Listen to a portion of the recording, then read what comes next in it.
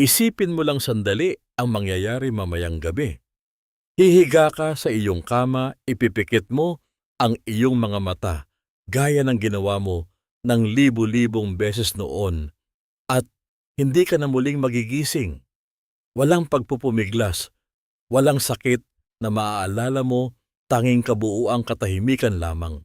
Nangyayari ito ng mas madalas kaysa sa inaakala ng marami sa atin. Taon-taon, daan-daang libong mga Pilipinong edad 50 pataas ang inaatake sa puso at nai-stroke habang sila ay mahimbing na natutulog. At heto ang pinakanakakakilabot na bahagi para sa karamihan sa kanila. Ang dahilan ay hindi isang pambihirang sakit hindi malas or hindi lang dahil sa lahi ng kanilang pamilya. Ang totoong salarin ay isang bagay na ginagawa nila gabi-gabi sa pag-aakalang ito ay ganap na ligtas. Sa mga susunod na minuto, ibubunyag ko sa iyo ang mga gawi sa gabi na tahimik na ginagawang pinakamapanganib na oras ng araw, ang iyong pagtulog para sa iyong puso at utak. At ang mas mahalaga, ipapakita ko sa iyo kung ano ang eksaktong pwede mong baguhin simula ngayong gabi para manatili kang ligtas. Ang mga matututunan mo ngayon ay hindi isang teorya o kwentong kutsero. Hindi rin ito pananakot. Ito ay medikal na realidad. Ako po si Dr. Paulo Garcia at ginugol ko ang aking buhay sa pag-aaral ng mga puso ng mga taong edad 50 pataas. Kung kabilang ka sa edad na iyan, ang mensaheng ito ay literal na maaaring magligtas ng iyong buhay. Ngayon, gusto kong pag-isipan mong mabuti kung ano ang nangyayari kapag pinatay mo na ang mga ilaw at tumahimik na ang buong bahay. Naniniwala ang karamihan sa atin na kapag natutulog tayo, ang ating katawan ay simpleng nagpapahinga lamang. Iniisip natin ito na parang ipinaparada natin ang sasakyan sa garahe at pinapatay ang makina. Ngunit sa katotohanan, para sa iyong cardiovascular system o sistema ng sirkulasyon ng dugo, ang pagtulog ang pinakaaktibo at pinakakritikal na oras sa buong araw. Malayo ito sa pagiging shutdown o pagpatay ng makina. Ito ang oras kung saan dapat bumagal ang tibok ng iyong puso, dapat bumaba ang presyon ng iyong dugo, at dapat ilabas ng iyong utak ang lahat ng basura at lason na naipon habang ikaw ay gising. Ito ang yugto ng panahon kung saan nagre-renew ang iyong mga selula at kinukumpuni ng iyong mga ugat ang pinsala mula sa stress ng maghapon. Tinatawag namin itong dipping phase at ito lamang ang natatanging oras kung kailan totoong nakakapagpahinga ang iyong puso mula sa stress ng pamumuhay. Isipin mo ang iyong puso bilang isang bomba de tubig na nagtatrabaho ng walang tigil sa loob ng 60, 70 o 80 taon na walang kahit isang segundong pahinga. Wala itong day off. Wala itong bakasyon. Ang pagtulog ang nag-iisang pahinga nito sa buong araw. Ngunit para sa milyon-milyong Pilipinong edad 60 pataas, ang pahingang ito ay hindi kailanman dumarating. Sa halip na magpahinga, ang kanilang puso ay napipilitang kumabog ng mabilis. Sa halip na bumaba ang presyon ng dugo, bigla itong tumataas sa mapanganib na level na hindi idinisenyo para makayanan ng katawan habang nakahiga. Kapag ikaw ay nakatayo, tumutulong ang gravity para dumaloy ang dugo pababa. Ngunit kapag ikaw ay nakahiga ng patag, kailangang baguhin ng iyong puso ang buong diskarte nito. At ang pinakamasaklap na bahagi ay ikaw ay ganap na walang malay habang nangyayari ito. Wala kang ideya na ang iyong katawan ay nasa estado ng labis na pagpapanik hanggang sa huli na ang lahat. Literal kang nakikipaglaban para sa iyong buhay habang sinusubukan mong managinip at ang iyong puso ay sumisigaw ng saklolo habang ikaw ay mahimbing na natutulog, walang kamalay-malay sa panganib na nabubuo sa loob mo. Suriin natin ang pinakaunang gawi na lumilikha ng pagpapanik na ito sa kalagitnaan ng gabi. Ito ay isang bagay na ginagawa ng halos lahat at iniisip ng marami na normal na lang itong bahagi ng pagre-relax pagkatapos ng maghapong trabaho. Ang tinutukoy ko ay ang pagkain ng marami at mabigat bago matulog. Hindi lang junk food o fast food ang sinasabi ko. Kahit ang isang malusog na malaking hapunan, halimbawa isang malaking hiwa ng pritong isda, isang bundok ng kanin at sabaw, bandang alas 8 o alas 9 ng gabi. Ito ay maaaring maging sentensya ng kamatayan para sa isang taong may edad na. Baka iniisip mong nagkakarga ka lang ng enerhiya sa katawan mo, pero sa totoo lang, sinasabotahe mo ang orasan ng iyong katawan. Narito ang simpleng siyensya kung bakit ito nangyayari at gusto kong ilarawan mo ito sa iyong isipan. Ang iyong katawan ay may limitadong dami lamang ng dugo, karaniwan ay humigit kumulang 5 litro. Kapag kumain ka ng malaki at mabigat na pagkain, ang iyong tiyan at bituka ang nagiging pangunahing prioridad para sa atensyon ng iyong katawan. Humihingi sila ng napakalaking bulto ng dugo para simulan ang komplikadong proseso ng pagtunaw, paggiling at pagsipsip ng mga nutrisyon. Nangangailangan ito ng napakalaking enerhiya. Ngunit kapag humiga ka na para matulog, sinusubukan namang pumasok ng iyong puso sa low power mode o pagpapahinga. Sa pamamagitan ng pagkain ng gabi na pinipilit mo ang iyong puso na sumabak sa isang digmaan sa daloy ng dugo. Hinahatak ng iyong tiyan ang dugo papunta sa kanya para matunawan ka, habang nagkukumahog naman ang iyong puso na panatilihing dumadaloy ang dugo pataas patungo sa iyong utak at iba pang mahahalagang bahagi ng katawan. Isipin mong sinusubukan mong tumakbo sa isang marathon habang sinusubukan mo ring umidlip.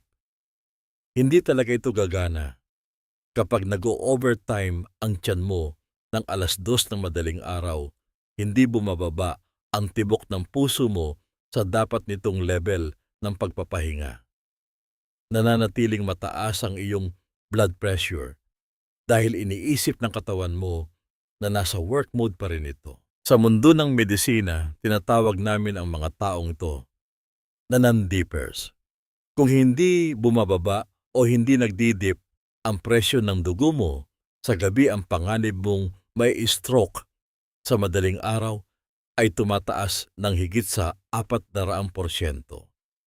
Ito ang pinakamalaking tagapagpahiwatig na aatakihin sa puso ang isang nakatatanda.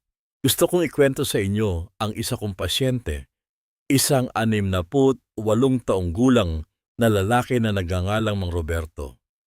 Malusog si Mang Roberto. Hindi siya naninigarilyo at araw-araw siyang naglalakad kasama ng kanyang aso tuwing umaga. Ngunit paborito niyang kumain ng isang malaking bandehado ng pansit canton at pandesal bago matulog gabi-gabi. Sabi niya sa akin, nakakapagpabigat daw ito ng katawan niya, kaya mas mabilis siyang makatulog. Ang hindi niya alam, habang siya ay natutulog, ang puso niya ay kumakabog ng 70 beses bawat minuto para lang matunaw ang pansit na iyon. Pinapawisan ng katawan niya sa loob banat na banat ang mga ugat niya at hindi nakukuha ng kanyang utak ang malalim na tulog na kailangan nito.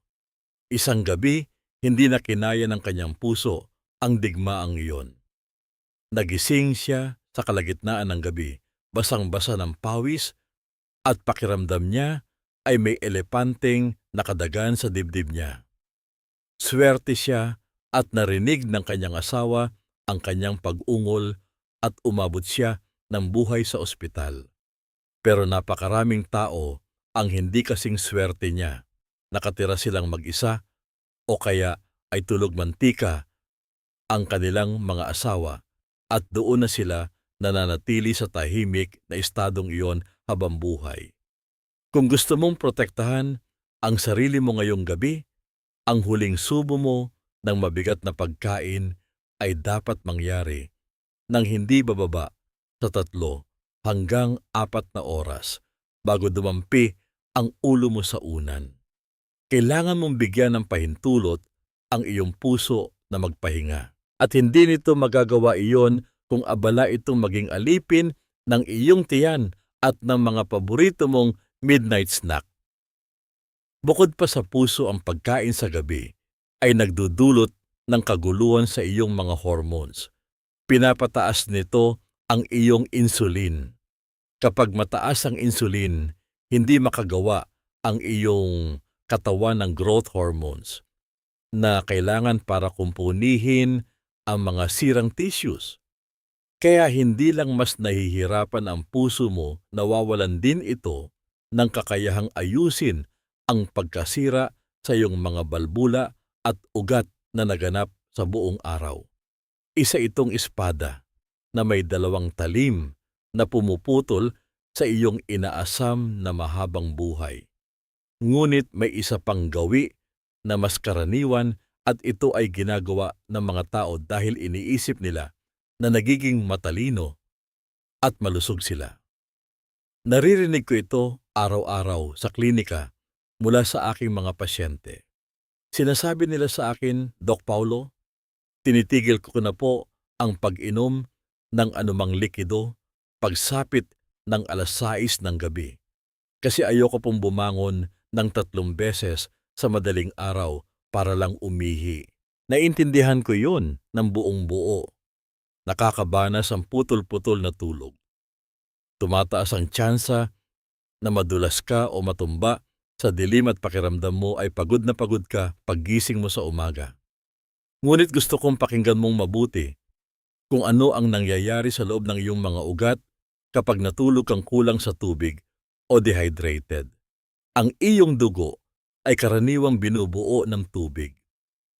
Kapag ikaw ay dehydrated, bumababa ang dami ng iyong dugo.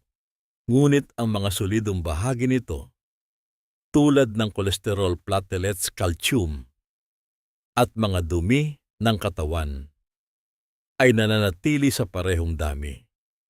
Ibig sabihin nito, ang iyong dugo ay nagiging malapot, malagkit at napakabagal dumaloy. Isipin mong sinusubukan mong higupin ang napakalapot at malamig na arnibal o pulot gamit ang napakanipis na straw ng plastic. Ganyan mismo ang inuutos mong gawin ng iyong nagkakaedad na puso pagsapit ng 4:00 ng madaling araw.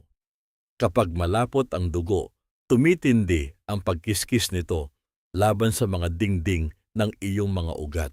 Ang pagkiskis na ito ay nagdudulot ng pamamaga, at ang pamamaga ay humahantong sa pagbuo ng bara sa ugat. Habang natutulog ka, patuloy kang nawawalan ng tubig. Bawat paghinga mo palabas, nawawalan ka ng water vapor. Bawat pagpatak ng pawis mo, kahit kaunti lang nawawalan ka ng tubig. Kung mag-uumpisa ka sa gabi, nang tuyo ang katawan pagdating ng 3:00 ng madaling araw, nasa pinakamalapot na estado na ang iyong dugo. Ito ang tinatawag naming golden hour para sa pamumuo ng dugo. Dahil napakabagal ng daloy ng dugo, nagsisimulang magdikit-dikit ang mga platelets na parang basang buhangin. Kung isa sa mga namuong tipak na iyon ay sumabit sa makitid at matigas na ugat sa iyong puso o sa iyong utak, mamamatay ang ilaw. Tapos na ang laban. Ito ang dahilan kung bakit ang pinakamataas na bilang ng mga stroke at heart attack ay nangyayari bago sumikat ang araw. Masyado nang malapot ang dugo mo para dumaloy sa mga tubo ng iyong katawan. Ang solusyon dito ay hindi ang pag-inom ng 1 litrong tubig bago ka matulog dahil siguradong gigisingin ka noon at magdudulot ng ibang problema. Ang solusyon ay isang banayad na daloy ng tubig.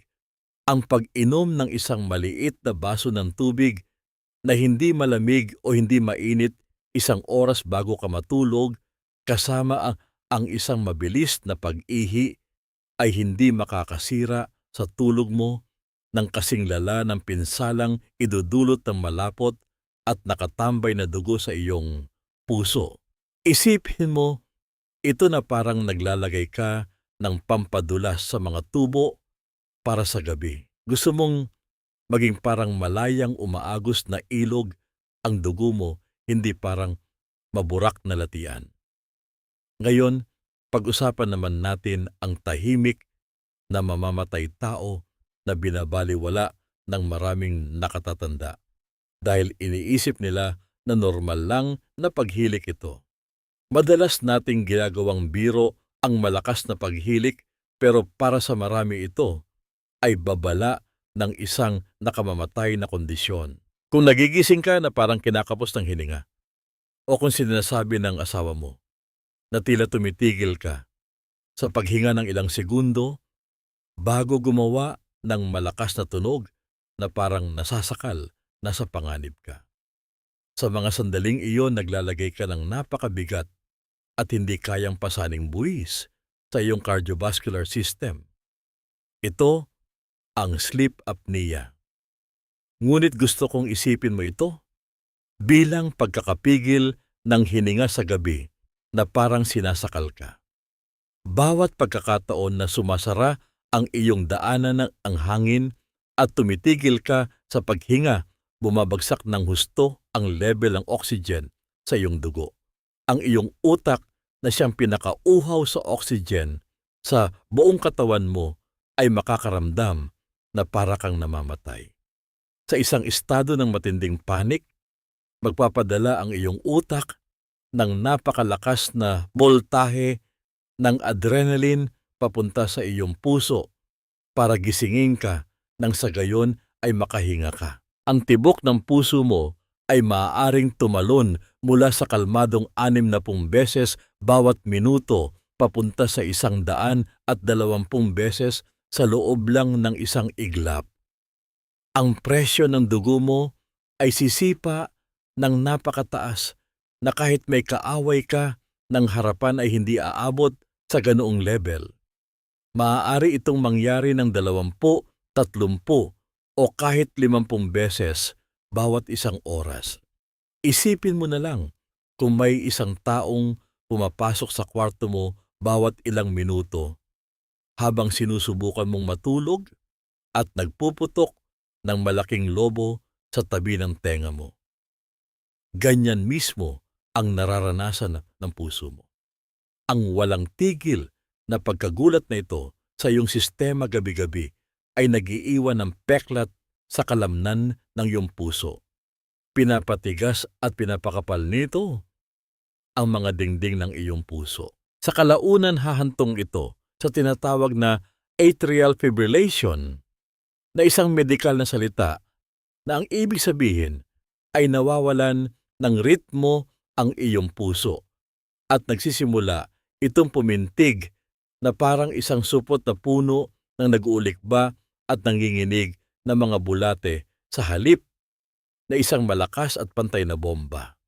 Kapag nanginginig lang ang puso sa halip na nagbobomba, naiipon ng dugo sa mga sulok ng puso at ang naipong dugong iyon ay nagiging mga mapanganib na blood clots.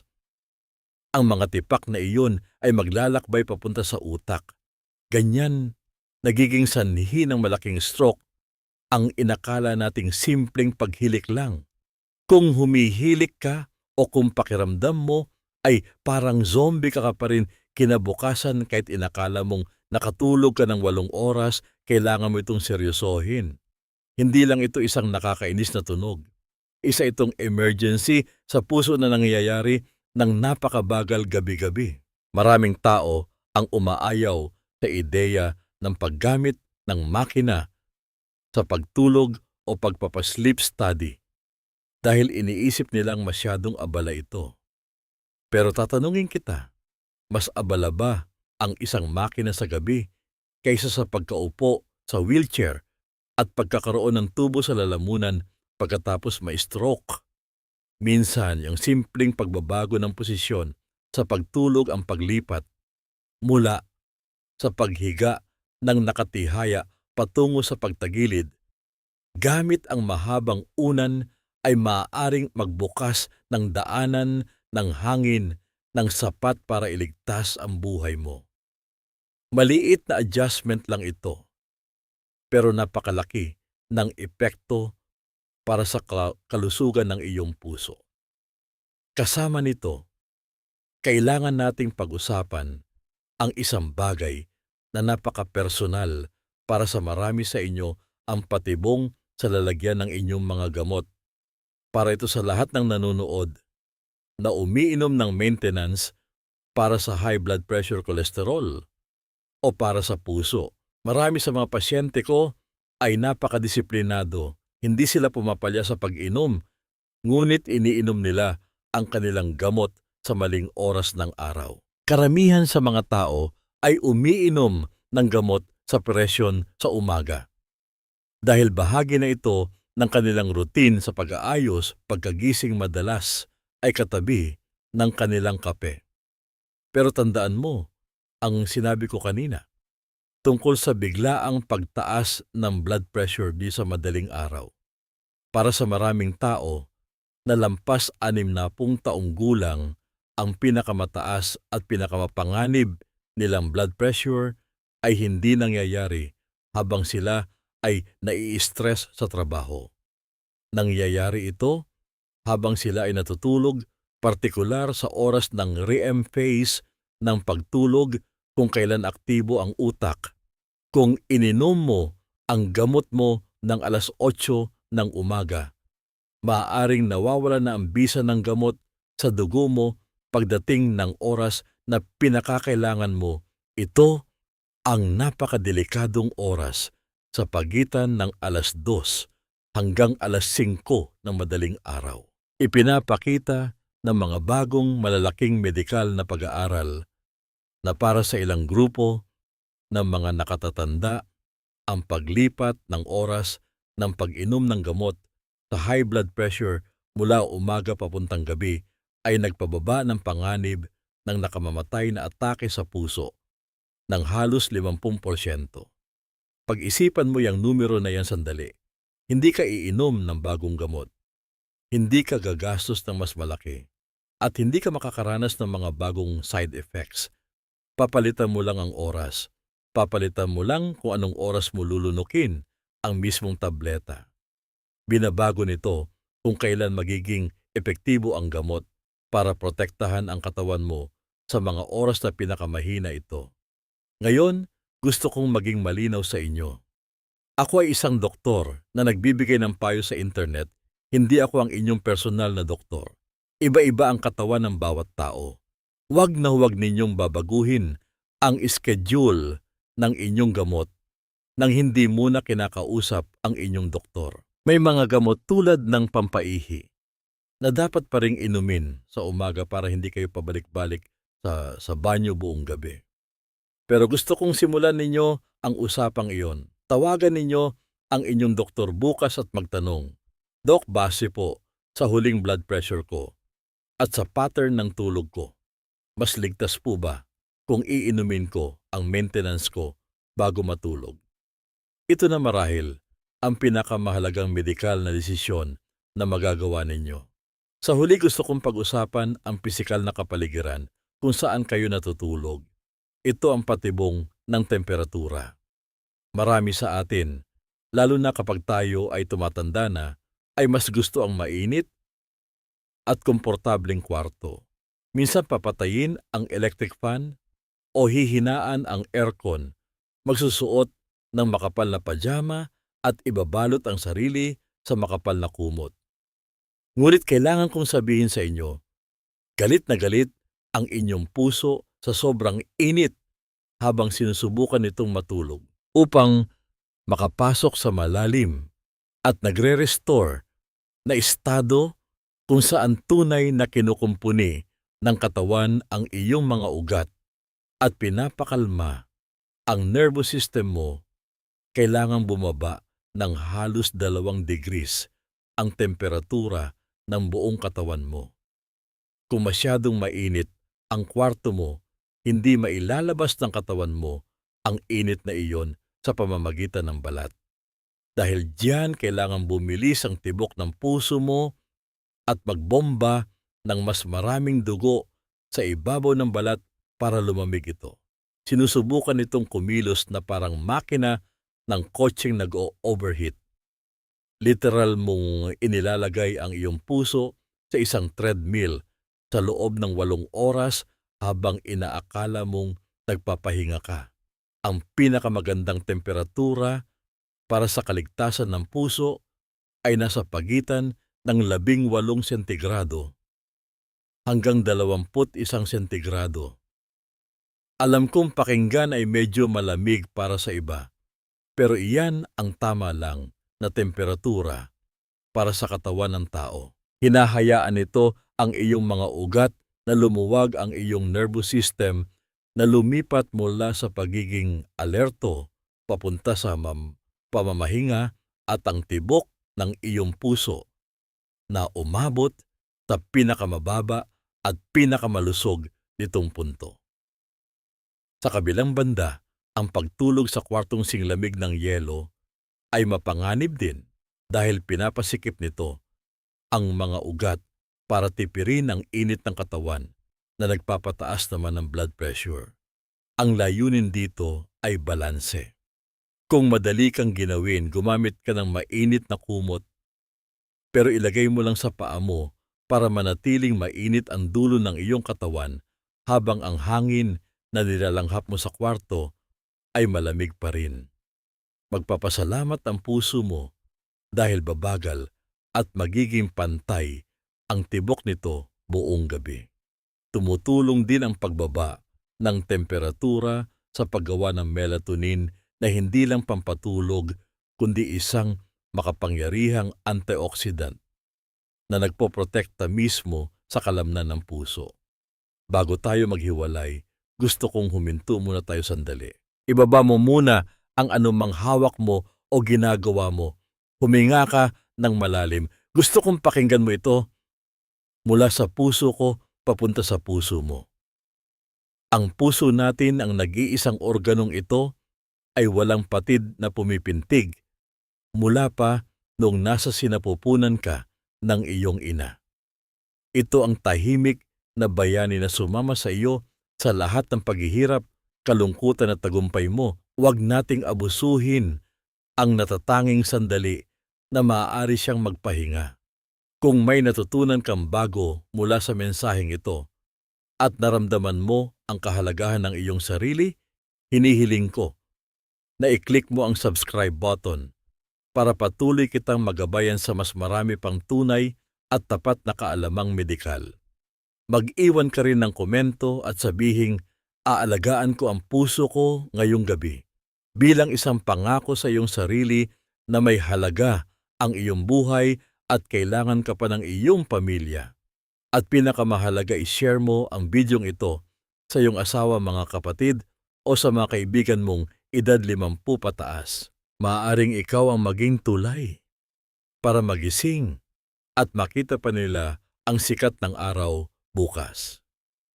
Maraming salamat sa inyong oras at tiwala. Mula sa inyong lingkod, Dr. Paulo Garcia, hangad ko ang inyong mahimbing at ligtas na pagtulog.